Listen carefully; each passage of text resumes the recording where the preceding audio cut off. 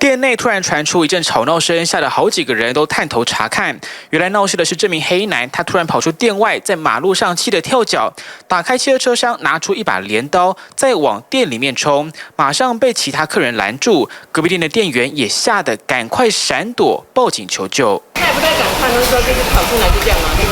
店内监视器也拍下这名黑男冲进店里，是为了要彪骂最里面这对男女。地点在新北市淡水中山北路这间广东粥店。事发当时还没进入3级警戒，店内坐着不少客人，全被吓坏。女客人莫名被彪骂，吓得她跑进店里面求救，但这名男子自己越骂越生气，甚至还跑到机车上面拿出一把镰刀，冲进店里面要坐实攻击。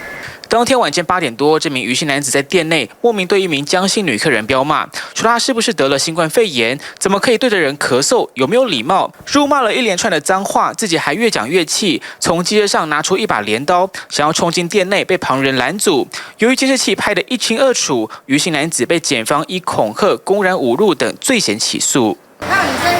吸在里面，我看到他为什么会这样，他就说外面有那个客人吓到他啊，我就安慰他这样，有一点点